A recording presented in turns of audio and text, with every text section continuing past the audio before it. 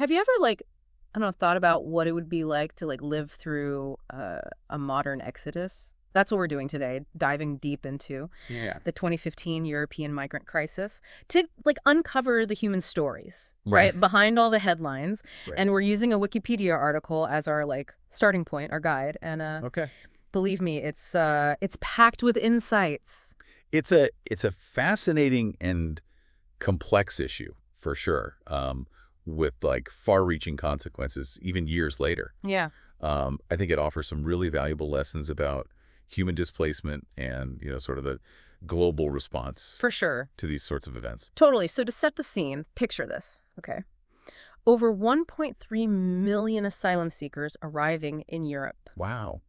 in a single year. In a single year. That's the largest wave of human displacement Europe had seen since World War II. Yeah, it's easy to get lost in the numbers, right? Right. But we have to remember that, every single person in that statistic represents, an individual journey, a family uprooted, a desperate, Right. search for safety. Yeah, it's like, just like you said, it's so easy to think about the numbers, but like behind those numbers are people, are families, are individuals, Well, right? And it makes you think about what would what would make you like leave everything behind, your home, your life, to journey into the unknown.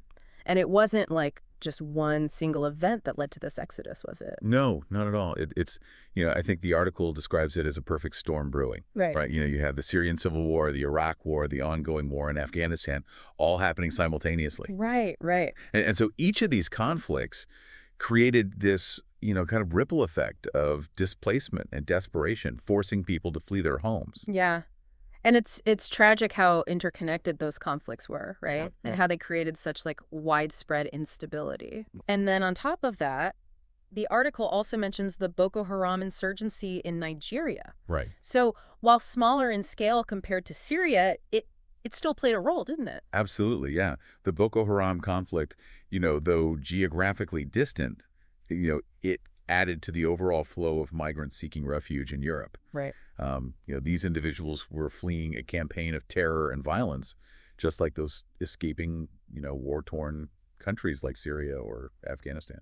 Yeah, it's a stark reminder that human suffering knows no borders, right? Right. It's not limited by geography at all. True. And there were other contributing factors at play too, right? Sure. The article briefly touched on Eritrea and Right. the Arab Spring. Yeah. Can you expand on those a bit? Certainly. So Eritrea, under kind of an oppressive regime, was experiencing an exodus of its own.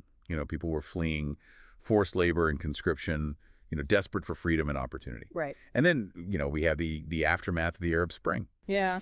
which, while it initially, sort of promised democratic reforms, it also led to, a lot of instability and, sadly, violence in some countries, which further fueled this migrant flow Yeah. into Europe. It seems like a chain reaction almost, right? Where Yeah. each event kind of added fuel to the fire. Absolutely, yeah. It's this complex interplay of events that kind of created this perfect storm, as we said. Yeah. It's like each conflict sort of created this ripple effect, right? Yeah. Pushing people outwards, in search of safety. And when you think about the journeys that they took, it's just incredible. We're talking about journeys that were just, fraught with danger every step of the way. Yeah, you mentioned journeys, and the article really highlights the primary route that a lot of these migrants took from Turkey to Greece, Right. across the Aegean Sea. Yeah. And it feels almost impossible to grasp the reality of those crossings. Yeah, it's hard to fathom, isn't it? When you look at a map, some of these Greek islands are incredibly close to Turkey. Right. I mean, we're talking mere miles in some cases. Yeah. But those few miles were often, navigated in these overcrowded, barely seaworthy boats. Yeah, the article mentioned people relying on smugglers, Right. which is a whole other layer of complexity Yeah. to this already desperate situation. It's heartbreaking to think about. It truly is. The human cost was devastating. In 2015 alone, at least 3,771 refugees and migrants drowned in the Mediterranean Sea. Wow. And these are just the recorded numbers. So the true figure is likely much, much higher. It's hard to even comprehend a tragedy of that scale. Yeah. The article briefly mentioned the central Mediterranean route being even more dangerous than the Aegean. Right. And I'm curious what made that particular route so perilous. Well, so you see, the central Mediterranean route, Hmm. which was often used by migrants departing from Libya, was considerably longer, and it lacked the same level of search and rescue operations as the Aegean Sea. Right. And the vessels used were often even more precarious. Yeah, it's a stark reminder of the risks that people were willing to take for even the slightest chance of a better life. Absolutely. But it wasn't just these, southern routes. The article also mentioned an unexpected route, the Arctic route. That's right. Yeah. Imagine like braving like freezing temperatures, treacherous conditions to reach safety. Yeah. Some migrants seeking to avoid the more heavily guarded southern borders attempted to enter Europe through Russia, Right. crossing into Finland and Norway. Yeah. It's incredible the lengths people went to, the risks they were willing to face. It speaks volumes about their desperation. Yeah. But with this influx of people arriving at their borders, how did Europe respond? Was it a united front? Well, that's where the situation becomes even more complicated. Okay. Despite, its ideals of unity, Europe found itself deeply divided Okay. on how to handle this really unprecedented crisis. Divided in what way? Well, you had countries like Germany and Sweden, for example, Right. who demonstrated incredible compassion. Right? They opened their borders, Yeah. welcomed refugees, offered them, a chance at a new life. And Germany even chose to suspend the Dublin regulation, right? Exactly. Yeah. Yeah. So the Dublin regulation, it normally dictates that asylum seekers must remain in the first EU country they enter. Right. And so Germany's decision to suspend this was a bold move. It signaled a willingness to share the responsibility during this crisis. Yeah, it sounds like a real defining moment for Europe. It certainly was. Mm-hmm. However, not all EU member states Mm-hmm. shared this welcoming approach. Sadly, we saw a very different reaction, particularly from some Eastern European countries Yeah. who reacted by tightening border controls and resisting, taking in refugees. What a stark contrast. The article mentioned Hungary even built a fence Yeah. along its border with Serbia. That's right. And this lack of a unified response, created chaos and tension at border crossings, with some countries struggling to cope with the sheer number of arrivals. Those images we saw of desperate families stranded between borders. Yeah. Those were a direct result of this disunity. It's heartbreaking to think about. And then there was the controversial EU-Turkey deal. Can you explain that a bit further? Of course. So the EU-Turkey deal, it was struck in 2016, and it was an attempt to stem the flow of migrants into Greece. Okay. Essentially, the EU provided financial and diplomatic incentives to Turkey Right. in exchange for increased border security and an agreement to take back migrants who crossed into Greece illegally. It sounds like a complicated solution. It was, and it sparked a lot of debate.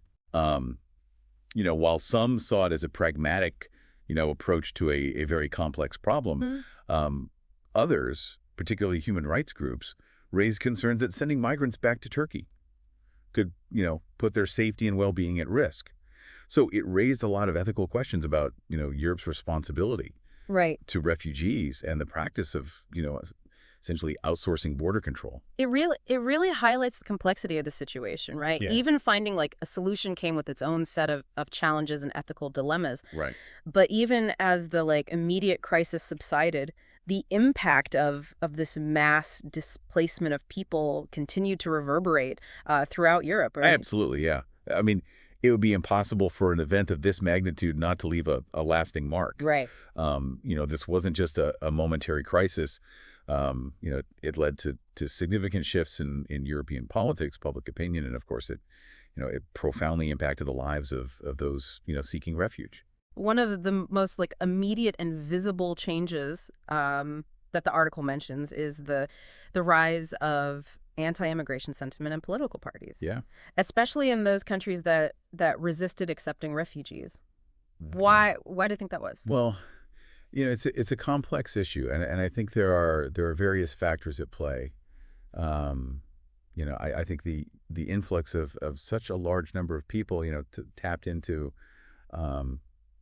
some existing anxieties about, national identity, cultural change, economic pressures. Right. And in some cases, these fears were amplified by, certain political groups or media outlets, Sure. for their own gain. For sure, yeah. And it's a reminder of how fear and uncertainty can be manipulated, right? Absolutely. Especially during times of like social and political upheaval. Yeah. But amidst these political shifts, it's important to remember the human faces, right, at the heart of this crisis. Yeah. And the article brought up the tragic story of Alan Kurdi, the Syrian toddler whose body washed ashore on a Turkish beach. Right. It became a symbol of the human cost of this crisis, didn't it? It certainly did. That image, seared into our collective memory, served as a stark and heartbreaking reminder that this wasn't just about numbers or statistics. Right. It was about, real lives lost, families torn apart, this desperate pursuit of safety and a better future. For those who did make it to Europe, their journeys didn't end at the border. Right. Right. The article briefly touches on the challenges of integration. Yeah. Can you elaborate on what those challenges entailed? Sure. Imagine, arriving in a new country, often with, very few possessions, facing language barriers, cultural differences, and this daunting task of rebuilding your life from scratch. It's a challenge many of us can't even fathom. It sounds overwhelming. It was, and many refugees struggled, to find employment, facing discrimination or lack of recognition for their skills and qualifications acquired in their home countries. Right. Additionally, the trauma they would endure, fleeing war, violence, persecution. This often manifested in mental health issues, like PTSD, which, further hindered their ability to integrate and rebuild their lives. It really underscores the fact that offering refuge is just the first step, right? Well, like providing adequate support, resources, opportunities for integration is essential to ensure that those who sought safety and a new beginning can truly thrive. precisely. And that's perhaps one of the most crucial takeaways, from the 2015 European migrant crisis. It serves as this powerful reminder and a continued challenge for the global community to address the root causes of displacement, to respond to humanitarian crises with compassion and coordinated action, and to create societies that are truly inclusive and welcoming to those seeking refuge. It's so much to consider. It seems like the 2015 migrant crisis, while rooted in a specific time and place, holds universal lessons about human displacement and responsibility and this enduring quest for a better life. It does. It compels us to look beyond the headlines, to grapple with these complex issues, and to remember the human stories that shape our world. What a thought-provoking conversation. Thank you for diving deep with us today into this complex and critical topic. And to our listeners, we encourage you to keep exploring, to keep asking questions, and keep the conversation going. Until next time, keep diving deep.